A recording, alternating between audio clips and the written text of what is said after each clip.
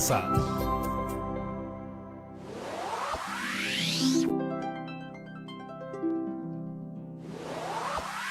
Muy buenos días, chicos y chicas, espero que se encuentren muy bien y tengan una linda mañana. Mi nombre es Patricia Barreto y esto es Aprendo en Casa, una iniciativa del Ministerio de Educación diseñada para que podamos seguir conociéndonos a nosotros mismos, a nuestras comunidades y al mundo desde la seguridad de nuestros hogares. Ya lo saben, este programa está dirigido a ustedes, queridos estudiantes de quinto y sexto grado de primaria, pero pueden invitar a quienes los estén acompañando en casa porque aprender juntos es mucho más divertido. Ahora muy bien, preparen sus cuadernos u hojas reusables, un lápiz o lapicero para tomar sus apuntes porque estamos listos para comenzar. ¡Arrancamos! Ayer comentamos que en muchas partes del Perú, en agosto se incrementan los vientos, lo cual hace que este mes sea propicio para volar cometas. Por eso, en Lima, por ejemplo, en esta época, grandes y chicos van a los parques y zonas despejadas para divertirse viendo cómo las cometas danzan por el aire. Como hemos visto, cada estación tiene sus propias características y estas varían de acuerdo con la altitud y geografía de cada lugar. Por ejemplo, puede haber muchos vientos, tormentas con relámpagos y truenos o lluvias intensas. En fin, la naturaleza es muy sorprendente. Cada año escuchamos que durante la temporada de lluvias se producen inundaciones y deslizamientos o huaicos que afectan las viviendas y las tierras de cultivo de muchas familias. Una vez vi en las noticias imágenes en video de una inundación en la que el agua llegaba hasta el techo de las casas de un pueblo. Fue muy triste saber que esas personas estaban perdiendo todas sus cosas y solo les quedaba esperar a ser rescatadas por botes. Desde aquella vez no dejo de preguntarme, ¿habrá alguna forma de evitar que esta situación se produzca año tras año? Por suerte, hoy finalmente lo sabré, ya que vamos a identificar qué factores pueden aumentar los riesgos de posibles desastres en nuestras comunidades durante determinadas estaciones. Elaboraremos juntas y juntos una lista de factores de riesgo que nos servirá para seguir en el camino hacia nuestro gran reto de estas 2 semanas: crear un juego didáctico sobre las estaciones del año. Nuestro gran aliado en el importantísimo propósito del día de hoy será nuestro querido profesor Luis. Bienvenido, profesor. Buenos días, Pati, chicas y chicos que nos ven desde casa. Soy el profesor Luis Santo y estoy muy contento de poder acompañarlos en su proceso de aprendizaje sobre las estaciones del año. Hoy tenemos un tema muy importante que nos puede ayudar a contribuir con nuestras comunidades y construir un Perú mejor. ¿Qué dicen? ¿Están listas y listos para comenzar? Esa es la actitud que necesitamos. Muy bien, manos a la obra. Como decías, Pati, existen situaciones de riesgo de desastres propias de las estaciones lluviosas. Exacto, profesor. Lo que digo es que todos los años llueve, pero a pesar de que en varios de estos años se han dado desastres, estos vuelven a ocurrir de nuevo y después de nuevo. Yo quisiera que pudiéramos hacer algo para poder mejorar esto. ¿Será que las situaciones de riesgo siempre deben terminar en desastre o podemos hacer algo para evitarlo? Les voy a contar algo que ocurrió hace algunos años en el distrito de Flor Azul. Era la temporada de lluvia, pero especialmente en ese año las precipitaciones eran intensas y duraban horas de horas. Como consecuencia, el río aumentó su caudal y acabó desbordándose e inundando muchas calles a su alrededor. Era de noche, así que todos se despertaron de pronto, con el ruido del agua entrando en sus casas, y tuvieron que refugiarse rápidamente en los techos de sus casas. Fue una noche muy difícil para los pobladores de aquella zona de Flor Azul. Profesor, qué terrible experiencia. Pero como decíamos hace un momento, aunque todos los años llueve, no siempre hay inundaciones, ¿verdad? Entonces, ¿por qué habrá ocurrido algo tan grave esta vez? Para responder a esta pregunta, Pati, te propongo algo a ti y a los chicos y chicas que nos ven. Vamos a convertirnos en detectives por un instante y revisaremos los periódicos de la época. ¿Qué te parece? ¡Súper, profesor! Siempre he querido ser detective o investigadora privada. ¡Qué bien, Pati! Entonces aprovechemos tu talento natural para nuestro propósito.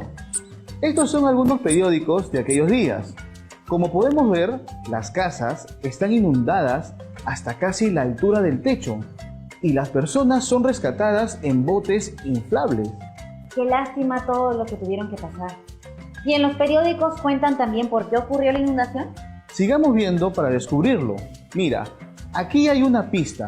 En este periódico aparece una foto junto al titular: Inundación en el distrito de Flor Azul es causada por el desborde del río Azul. Ajá, entonces no fue solamente la lluvia, sino también el desborde del río lo que produjo la inundación. En serio, eres una buena detective. Mira, aquí hay más información para entender lo sucedido. Desborde del río Azul se produjo por basura y desmonte. Y más abajo dice: los abundantes desechos acumulados se encontraban en la orilla del río a la altura del puente Coronel. Aquí hay uno de El Informativo que dice: autoridades de Florazul organizaron actividades de limpieza en las orillas del río. Y este de La Noticia que dice: familias que vivían a orillas del río le perdieron todo. ¡Wow!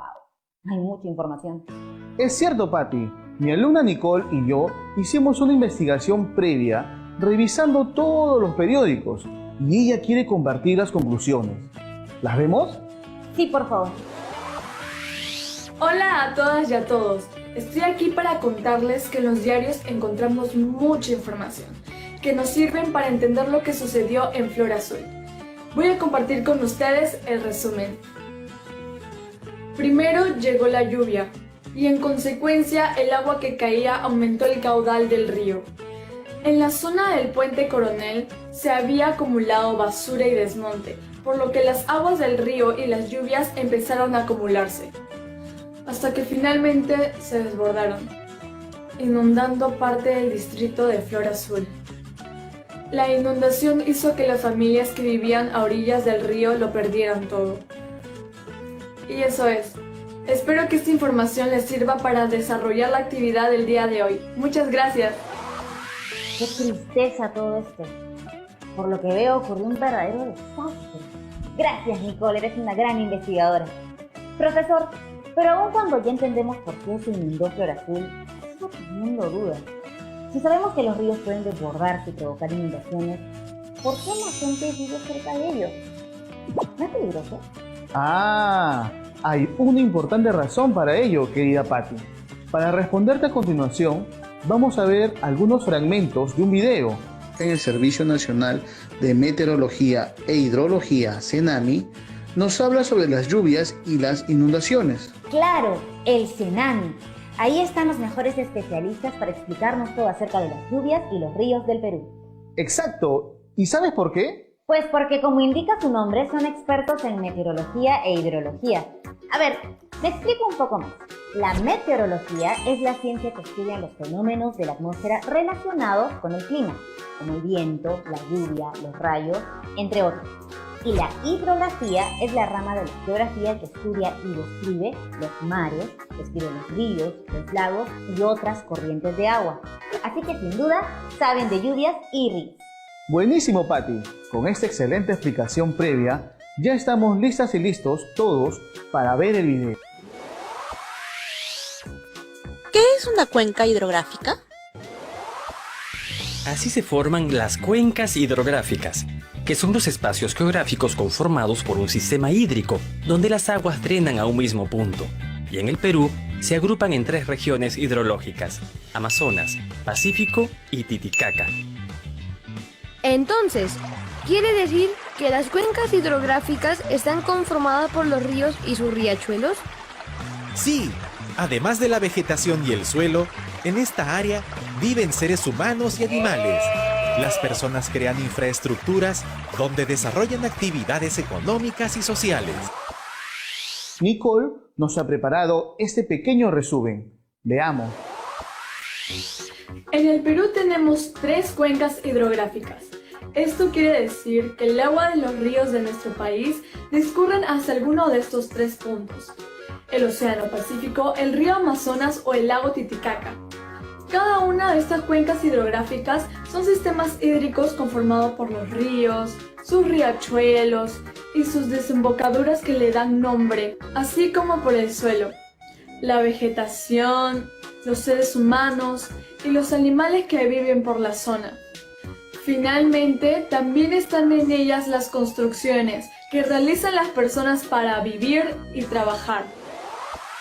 Bien, Nicole, como dices, en las diversas zonas de las cuencas hidrográficas interactúan elementos naturales, como los ríos y la vegetación, y elementos sociales, como las construcciones de los humanos, en las que realizamos diversas actividades para subsistir. Ah, ya voy entendiendo por qué las personas viven en zonas cercanas a los ríos. Es porque las cuencas proporcionan el acceso al agua y otros recursos naturales y brindan la posibilidad de realizar distintas actividades económicas. Eso es. Ahora, sigamos aprendiendo sobre algunos fenómenos meteorológicos. ¿Qué son las inundaciones? Luego de las intensas lluvias, los niveles de los ríos suben más de lo normal, pudiendo ocasionar inundaciones. Las inundaciones son invasiones o desbordes de agua fuera de los márgenes del curso del río. Por lo general se originan por fuertes lluvias o incrementos súbitos del nivel del río. ¿Qué pasa en los periodos de lluvias fuertes? Ante esta situación, el CENAMI monitorea el comportamiento de los diferentes ríos y emite avisos ante eventos peligrosos de lluvias o crecidas de los ríos para que se tomen las medidas de prevención. ¿Cómo ayuda la vegetación para prevenir las inundaciones? Es importante mencionar el rol de la vegetación y el suelo, que cumplen la función de absorber el agua durante las lluvias intensas y evitan que demasiada agua viaje por los ríos. Además, las plantas evitan que la tierra caiga o se desmorone sobre el río, lo que contribuye a que el río no pierda su capacidad para contener y conducir el agua. ¿Todas las inundaciones terminan siempre en desastres? Una inundación se convierte en un desastre cuando afecta a las personas de diferentes comunidades, pueblos y ciudades ubicados en las cercanías del cauce del río, generando daños a las viviendas, cultivos, animales, carreteras, puentes y otros. ¿Cómo podemos saber si las lluvias serán fuertes y si hay peligro de inundación? Recuerden que el CENAMI emite avisos advirtiendo la pronta llegada de las lluvias, en qué lugar se darán, si van a ser intensas o leves. Consulten siempre sus páginas web. ¡Qué interesante! Pero entonces, si las plantas son importantes para prevenir las inundaciones, las zonas en las que se talan árboles y se deforesta deben ser muy propensas a inundarse. Efectivamente, mi querida Patti. Esta es una razón más para evitar la deforestación o para la reforestación en las zonas en las que sí está permitida la tala de árboles. ¡Wow! Esto quiere decir que realmente es importantísimo cuidar de los árboles. Otra cosa que me pareció fundamental es que para estar preparados ante las lluvias intensas y posibles inundaciones, podemos revisar la información que publica el CENAMI en su página web. Chicas y chicos, tomemos nota para poder compartir este dato con todas las personas a las que pueda serle útil. Ahora, revisemos más información para entender el caso del distrito de Flor Azul. Este es un buen ejemplo que nos sirve también para comprender otras situaciones similares, en las que los fenómenos naturales propios de determinadas estaciones afectan a miles de personas. Preparen su lápiz y papel. ¡Listo! Aunque más bien tengo cuaderno y lapicero. Te van a servir igual. Voy a compartir con ustedes 3 definiciones muy importantes brindadas por el INDECI. ¿Saben lo que es INDECI? Sí, profesor. Es el Instituto Nacional de Defensa Civil. ¡Excelente! Pues esta importante institución es nuestra fuente para conocer 3 términos vitales para resolver nuestro reto de hoy. Esos términos son amenaza, riesgo de desastres y vulnerabilidad. Yo creo que los conozco. Sobre todo he escuchado hablar de riesgo y de amenaza. ¿Y ustedes, chicas y chicos en casa, saben qué significan? Bueno, no se preocupen. Descubriremos todo sobre estas palabras justo después de la pausa. Ya volvemos.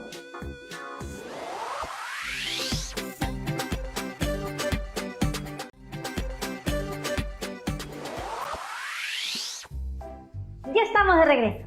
Antes de irnos al corte, el profesor nos habló de 3 conceptos relacionados con nuestro tema de hoy, que vincula las estaciones con el riesgo de desastres naturales. Estos 3 conceptos son amenaza, riesgo de desastre y vulnerabilidad. ¿Hicieron alguna propuesta sobre su significado? ¿Averiguaron algo con sus familiares?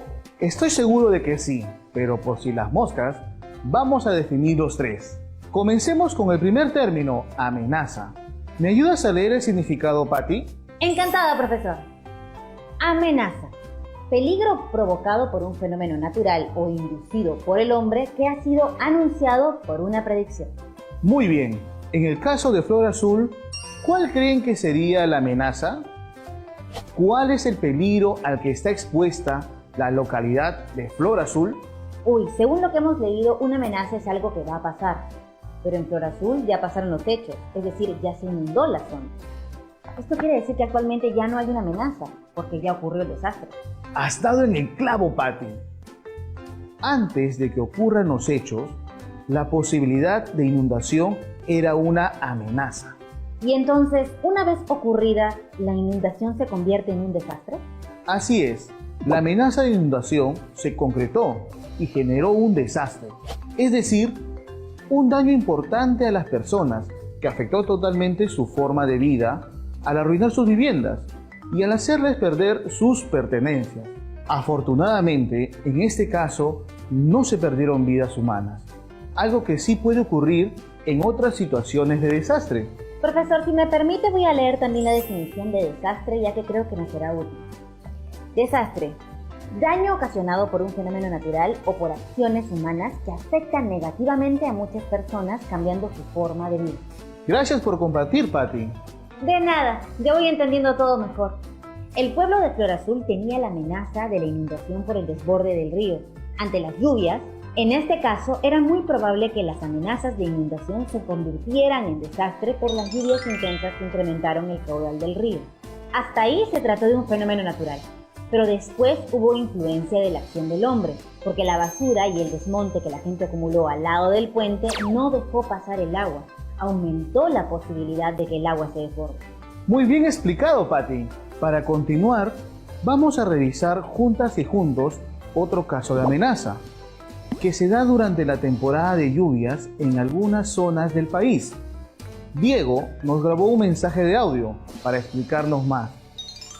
Hola, soy Diego y voy a leerles sobre otro tipo de desastre ante un fenómeno natural que se da en nuestro país. Aquí va, los huaicos. En las partes altas de los cerros, cuando cae la lluvia, esta se mezcla con la tierra formando una gran masa de lodo que al deslizarse cuesta abajo arrasa con todo a su paso. Junto con el lodo llegan piedras de gran tamaño, plantas, animales y si están en su camino, también casas y personas. Esto ocurre principalmente en las quebradas, que son pasos estrechos que existen entre dos montañas. Qué interesante, Diego. Gracias por compartir. Profesor, ¿pero quiénes se ven más amenazados por los huaicos? Lo descubrirás viendo esta imagen. ¿Qué observas? Son dos familias. Ambas están construyendo sus casas. ¿Y cuál de las dos crees que se ve amenazada por los huaicos? Yo creo que las dos, profesor. Es cierto. Las dos casas están siendo construidas en una zona en la que es muy posible que caiga un huaico. Pero, ¿cuál de las dos crees que podría verse más afectada por el huaico? De hecho, la casa A, porque la están construyendo justo por el camino por donde bajaría un huaico. Estoy segura de que un huaico arrasaría con esa casa. Es muy peligroso construir ahí. Sin embargo, la otra casa, al estar siendo construida en una zona más alta y no estar en el camino del huaico, corre mucho menos riesgo de ser afectada. Gran respuesta, Patty. Y nuevamente has dado en el clavo, ya que has mencionado el segundo concepto que íbamos a explicar, el riesgo. Por favor, ayúdanos leyendo esta definición. Riesgo de desastre. Posibilidad de que se produzcan muertes, lesiones o destrucción y daños en los bienes de una comunidad. Ante una misma amenaza, algunas familias y comunidades pueden estar en mayor riesgo de desastre que otras. ¿Qué piensas de la imagen que mostré hace un momento ahora que conoces esta definición? He comprendido algo nuevo. En el ejemplo de las casas A y B, ambas se enfrentaban a la misma amenaza, los huaicos. Pero la casa A tenía mayor riesgo de verse afectada que la casa B. Excelente. Momento de definir nuestro tercer concepto. Quizás este no les suene muy familiar, pero es bastante sencillo. ¿Recuerdan cuál es? Sí, la vulnerabilidad. Por favor, lee esta definición. Vulnerabilidad. Conjunto de condiciones de una persona, vivienda, comunidad o región que hacen que tenga un mayor riesgo de desastre ante una amenaza. ¡Ajá! Entonces, Nuevamente, en el caso de las casas A y B, ¿cuál de las dos crees que es más vulnerable ante el huaico y por qué? Por lo que comentamos antes, puedo deducir que la casa A es más vulnerable debido a su ubicación, ya que la están construyendo justo en el camino que seguiría un huaico. La casa B, en cambio, es menos vulnerable porque está siendo construida en una zona un poco más alta, así que de ocurrir un huaico no se toparía en su camino. Bien, ¿y crees que se puede hacer algo para que la casa A sea menos vulnerable? A ver, sí, pero... se me ocurrió una idea loca, pero no es posible. Pensé en construir un gran muro detrás de la casa que desvíe el lodo por los costados en caso de huaico. Pero no funcionaría porque el huaico baja con mucha fuerza y arrastra grandes piedras. Así que podría romper el muro o incluso pasar encima de él e igual dañar la casa. Creo que la única forma de que sea menos vulnerable es que se construya la casa en una zona un poco más alta por donde no pase un huaico. Buena reflexión. Escuchemos ahora algunos casos en los que las chicas y chicos han identificado amenaza, vulnerabilidad y riesgo. En esta imagen, la amenaza es una posible inundación, si llueve mucho y el río se desborda. La vulnerabilidad es alta porque la casa está muy cerca del río y hay un riesgo muy alto de que éste se desborde y le inunde. Esta casa está ubicada cerca de la orilla de un río. Aunque la amenaza es igual a la del caso anterior, su vulnerabilidad es baja, porque la casa está en alto. Si sube el nivel del agua, igual no inundará la casa. Muy bien, chicos. Efectivamente, la vivienda del segundo caso ha sido construida considerando que el río se desbordará, y por eso el riesgo de verse afectada es muy bajo. En conclusión, si conocemos bien las amenazas, podemos tomar acción para ser menos vulnerables ante ellas. Ahora, chicas y chicos, pensemos, ¿qué podemos hacer para disminuir los riesgos de desastres de las zonas donde vivimos? ¿Podemos hacer algo para evitar las amenazas o reducir la vulnerabilidad? Escuchemos las opiniones de Josué. Creo que no podemos evitar las amenazas que se generan por la naturaleza, ya que no tenemos poder sobre ella. Pero sí podemos ser menos vulnerables ante ellas, como vimos en el ejemplo de la casa construida sobre los troncos. Muy bien, Josué. Ahora, Adriana aplicará los conceptos de amenaza, vulnerabilidad y riesgo en el caso de la inundación de Flora Azul. Escuchemos. En el caso de Flora Azul, la amenaza fue la inundación por el desborde del río ante las fuertes lluvias. La vulnerabilidad de Flora Azul era alta, pues cerca del puente Coronel había basura y desmonte acumulados, que hicieron que el agua no pudiera pasar y subir a su nivel hasta desbordarse. Creo que para ser menos vulnerables, los pobladores de Flora Azul deberían mantener limpio el cauce del río evitando echar basura y desmonte. Así si llueve, el agua podrá correr por el río sin desbordarse. Limpiando el cauce del río, su vulnerabilidad baja y el riesgo de que ocurra un desastre también baja. Imposible decirlo mejor, Adriana. Bueno, creo que con todo esto ya estamos listos para nuestro reto del día. Elaborar una lista de factores que aumentan los riesgos de desastres en nuestras comunidades. Tómense unos minutos para pensar en ellos y escribirlos. ¿Cómo les fue? Yo les voy a mostrar la lista de Josué y Adriana para que puedan contrastar o completar la suya. Esta es. Ellos han mencionado ubicar las viviendas en lugares peligrosos, construir viviendas sin tener en cuenta los fenómenos naturales que ocurren ahí y acumular basura en los cauces de los ríos. Profesor, todo este aprendizaje puede ser muy útil para las personas que se han visto afectadas por los desastres naturales en época de lluvia. Realmente esto nos hace pensar mucho. Yo, por ejemplo, antes creía que en la costa llovía, hasta que viajé a la sierra y a la selva y recién entonces pude disfrutar de una verdadera lluvia. Por eso las precipitaciones de gotas diminutas que caen en la costa se llaman distinto, se les conoce como garú. Así es, Pati, pero hay veces, muy pocas, en las que sí llueve en la costa, o en que los ríos que vienen de la sierra llegan cargados durante la época de lluvia y los pobladores no están preparados para ello. Esto ocurre, por ejemplo, cuando se produce el fenómeno El Niño. Aprendamos más en el siguiente video del Ministerio de Agricultura.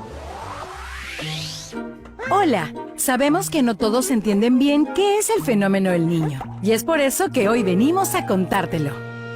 El fenómeno El Niño provoca un alza en la temperatura superficial del mar, causando fuertes lluvias e inundaciones en zonas costeras y sequías en otras regiones.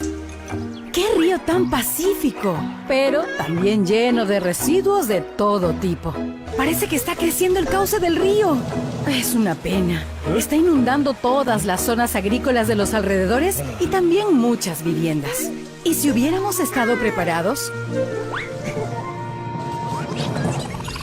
¡Buen trabajo! Ahora todos limpiemos el río. Gracias al trabajo en equipo tenemos el río limpio y podremos evitar futuras inundaciones. Creció de nuevo el río, pero como todos los años lo hemos limpiado, no se inundó nada. ¡Uy! La lluvia continúa por esta zona. El exceso de agua malogra los cultivos y atrae plagas que enferman a los animales. ¿Y si hubiéramos estado preparados? Si abonamos la tierra y hacemos buenos drenajes, a la vez que alimentamos y vacunamos bien a los animales, haremos que resistan climas extremos y no se enfermen. Llegó de nuevo la lluvia, pero no nos afecta ya que todos estamos fuertes y sanos. El fenómeno El Niño no siempre ocasiona pérdidas. También trae vida a las zonas áridas, llena reservorios y produce el nacimiento de nuevas lagunas. ¡Prepárate, Perú! En agricultura actuamos frente a El Niño. Lo mejor de este video es que no solo nos muestra los problemas que puede traer el fenómeno El Niño, sino también cómo los podemos prevenir, es decir, cómo ser menos vulnerables. Por ejemplo, manteniendo limpios los cauces de los ríos, aunque parezca que tienen poca agua, para evitar así situaciones tristes como las de Florazul. Ha sido muy bueno compartir todo este conocimiento con ustedes. Espero que lo compartan y pongan en práctica de ser necesario. Ahora, me toca despedirme. Nos vemos pronto. Gracias por todo. Hasta luego, profe. Muchas gracias. Chicas y chicos, hoy hemos identificado los factores que pueden aumentar los riesgos de posibles desastres en nuestras comunidades durante ciertas estaciones. Hemos comprendido que si bien no tenemos poder sobre la naturaleza, sí podemos tomar decisiones y actuar para disminuir los factores que nos hacen vulnerables ante los fenómenos naturales. Con toda esta información y el ejemplo que vimos de Josué y Adriana, pueden terminar de elaborar su propia lista de factores que aumenta el riesgo de desastres en sus comunidades. Recuerden que también pueden preguntar a sus padres u otros familiares para que les brinden información más precisa de sus comunidades para la lista. Y ahora sí, hemos llegado al final del programa. No se olviden guardar sus apuntes y actividades en sus portafolios. Y luego, antes de continuar el día, lávense muy bien las manos con agua y con jabón por lo menos 20 segundos. Nos vemos mañana para otra interesantísima experiencia de descubrimiento y aprendizaje. Chao, chao. Que estén muy bien.